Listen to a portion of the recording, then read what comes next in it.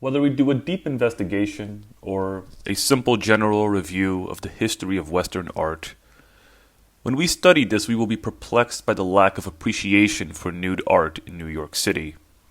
That is not to say that New Yorkers do not appreciate nude art at all, they certainly do, but when we group it with other cities in the entire history of the Western world and its artistic traditions, we see that it ranks quite low, and that despite the fact that many artists in that city have created nude masterpieces, Robert Mapplethorpe and Andy Warhol being popular examples, it nevertheless has been the case that New York's most critical acclaim as an art capital has been its abstract masters, and also its success with pop art and street art.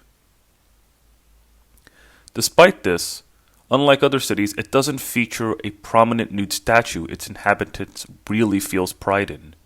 None of its nude pieces have truly entered a strong position in the Western canon, unlike those of Paris, Florence, Antwerp, etc. And in general, New Yorkers prefer artworks that are conceptual, popular, and abstract, rather than nude pieces in the academic tradition.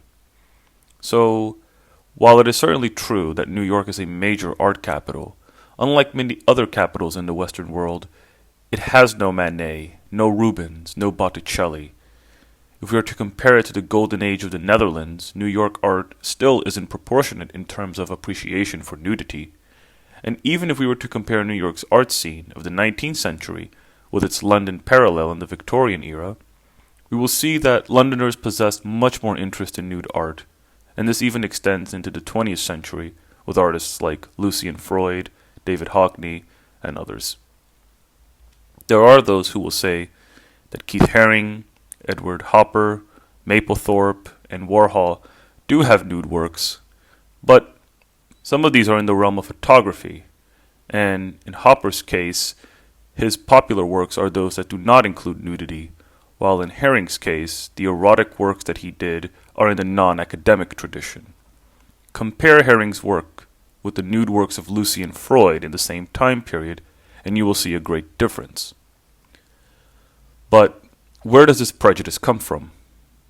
During that bustling period which Mark Twain called the Gilded Age, New York was a growing city for artists, and even in that time, it struggled with nude artworks. Take, for example, the short-lived educational series in the US dollar, where the $5 bill had a figurative representation of electricity, of which quickly disappeared after some Boston women were offended by the design. New York was then, as it is now, the financial center of the United States, and yet despite this attempt to have this currency circulate, it quickly died. This is just one of the so many examples of the prejudices which New York will be victim of, coming from her own inhabitants, but also from other American cities. This prejudice, then, comes from the seed of Puritanism that has been implanted in the American continent since the 17th century. This is something New York City, being under American leadership, can never really escape. And writer H.L. Mencken, in his 1926 Notes on Democracy, says, quote, "Puritan legislation, especially in the field of public law, is a thing of many grandiose pretensions, and a few simple and ignoble realities. The Puritan, discussing it voluptuously, always tries to convince himself, and the rest of us, that it is grounded upon altruistic and evangelical motives, that its aim is to work the other's fellow benefit against the other fellow's will. Such is the theory behind prohibition, Comstockery, vice crusading, and all its other familiar devices of oppression. That theory, of course, is false, that Puritans' motives are A, to punish the other fellow for having a better time in the world, and B, to bring the other fellow down to his own unhappy level." End quote. Comstockery was one such reason why New York had struggled to really develop a strong tradition for nude artworks. This word comes from Anthony Comstock, who was the secretary for the New York Society for the Suppression of Vice, and he ruthlessly inspected the U.S. postal system for any obscene writings, pictures, and other such materials. He was against sex work, gambling, birth control, and a variety of other things. He also worked for the Young Men's Christian Association, the YMCA.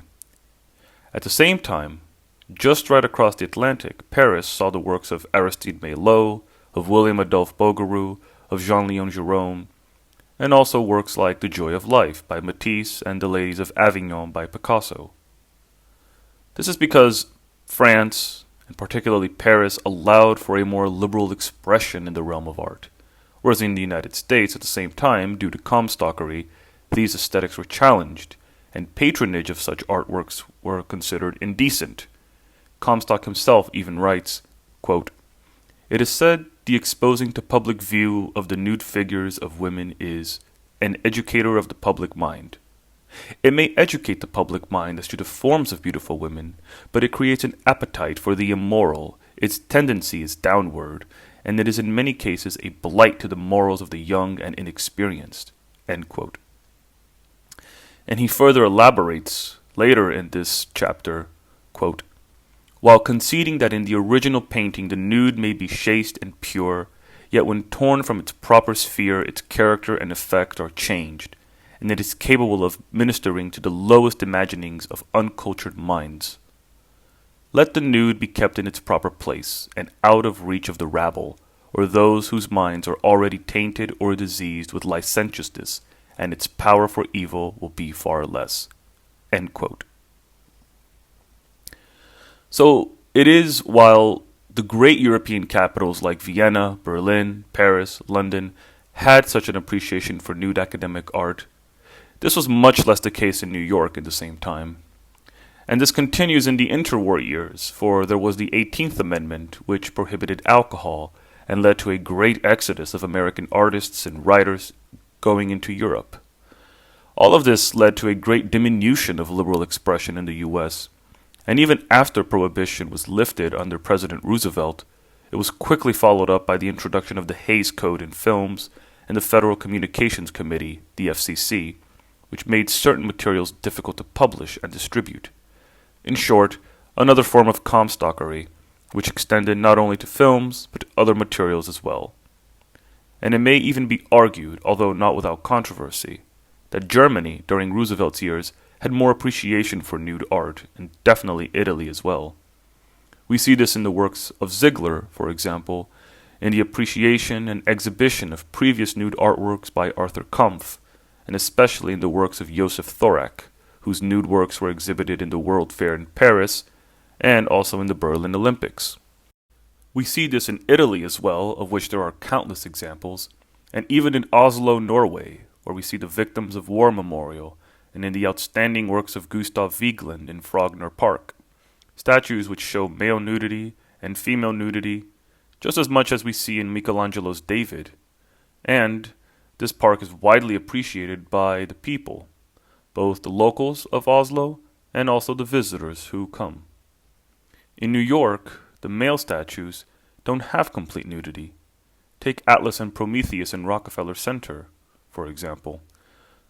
But these are remarkable statues in and of themselves, and so they should be appreciated for that merit alone. Where is then the appreciation for the nude body in New York City? Where is its powerful sculptures that touch on this topic? The truth is that it doesn't really exist, and even in some cases that we do see nude sculptures, like the one in Pulitzer Fountain by the Plaza Hotel, its impact is small compared to those of great European capitals. One of the best nude statues in New York is extremely far away. Hardly anybody can see it. The Winged Victory, in dedication to the veterans of World War I by Belle Kinney and Leopold Scholz, which is located in the Bronx. Imagine, then, if such a splendid statue was located in Midtown Manhattan or the Financial District, a statue that has so much in common with the other victory statues in Paris, Vienna, and other cities. And this just doesn't apply to European art capitals, but to cities in Latin America, India, China, and other places that have incorporated this tradition for nude art. Yet in New York, even with iconic nude artists like Alice Neel, Philip Pearlstein, and John Curran, these artists are still not as celebrated and promoted, and nude art is kept as a reserved niche for connoisseurs, something to be appreciated in its proper place, as Comstock would say, while artists in the pop, street, and abstract category take the lion's share of the spotlight, simply because they are more familiar and digestible to the New York public.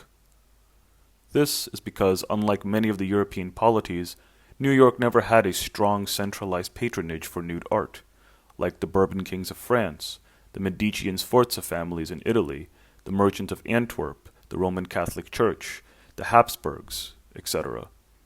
Unlike all of these, the United States in its whole history never really had such a strong patron system that elevated nude art to a national and celebrated level. In this way, it is similar to Constantinople, which had many great artworks but which did not take much liking to nudity, and so its people focused and celebrated other things, namely religious iconography. Now, certainly New York is not this extreme, but nevertheless, unlike Athens, Rome, Paris, Florence, and a great deal of other cities, it failed to truly incorporate this tradition for nude art, and so it has recourse to other styles. In the 21st century, this phenomenon continues, and although there is much more appreciation for nude art indeed, it still cannot even be compared to the other major cities. The appreciation for the abstract and the symbolic takes precedent. A hotel lobby in New York would much prefer an abstract piece rather than a nude one, the excuse being that the abstract piece is more modern, more minimalist, and that it represents good taste. But it is also because it has the convenience in not offending sensitive people. If, say, a statue is erected in New York of Diana, Athena, Hercules, or some other figure that's nude, immediately the New York public or the tourists that come over there will denounce it as offensive and use their crass dogmas of self-censorship to get rid of it because it is offensive. And so we go back to that quote by Mencken that their complaints are, quote, grounded upon altruistic and evangelical motives, that its aim is to work the other fellow's benefit against the other fellow's will. End quote. In short, that because the nude work offends person A, it should not be exhibited, even if person B likes it, and that this is the way of doing things in a correct and proper society. Hence, one of the reasons why New York flourished with abstract art in the 20th century, and why Andy Warhol's pop art is much more celebrated than his nude art. Because abstract and pop art, not being nudity, appeals to more people, and is therefore less offensive. And Comstock uses the argument that men of vulgar minds will never be able to appreciate nude art, and so will always sexualize it to the detriment of young women and all the modest daughters of society. But why is it, then, that so many other cities have done it? That out of the great capitals of Western history, New York City stands as this immense example of not being able to appreciate nude art, barely promoting it publicly and giving it the cold shoulder to those nude artists that it has cultivated in favor of other genres. Why do New Yorkers appreciate the nude works of Picasso and the other old masters, yet they struggle to incorporate this tradition in their own city? It is because those works have grown ripe and are consecrated and approved by the Western European capitals, whereas if something modern and American is displayed, it would immediately be victim to an appeal to negative consequences by the public. They would say, such art is bad because it sexualizes women. Such art is bad because it provokes the lust of bad men. Such art is bad because it offends these people, because it offends those people, because it glorifies this. Or another common one, because this does not represent our values. And Oscar Wilde makes a very valid point when he says, quote, art is individualism, and individualism is a disturbing and disintegrating force. Therein lies its immense value, for what it seeks to disturb is monotony of type, slavery of custom, tyranny of habit, and the reduction of man to the level of a machine. End quote. This is what I mean by New York's disregard for nude art, because it knows unconsciously that it is a disintegrating and disturbing force, and will spark a protest at the drop of a hat the minute some museum unveils a new exhibition with nude artworks, or a public statue is established which features nudity. Once again, it would be scrutinized and a mountain of arguments will be made against it. Something which also happens to theatrical and cinematic productions as well. Once upon a time, other cities had this issue. Nude art was very inaccessible, yet eventually such dogmas were discarded, and those European cities moved on to create the famous Old Masters we know today. The zealotry of Savonarola faded, and Florence continued creating masterpieces. The puritanical government of Oliver Cromwell collapsed, and Britain became more secular. The once highly religious Dutch eventually became quite liberal. Will New York and the United States have such an epiphany in the future? Or will it continue to disregard nude art like their predecessors did? Will this centuries-old tradition, going back to antiquity, ever become more accepted in America's most artistic city? Or will it continue to be delegated to an inferior role, tucked away in its proper sphere in favor of something else? The question depends on the people themselves. For if New York is indeed a capital of the world, a pioneer in appreciating provocative art, an enemy of Puritanism, then certainly they should have the capability and fortitude to develop their appreciation for nude artworks, to disregard silly prejudices, and join the other great artistic cities in this rich and illustrious tradition.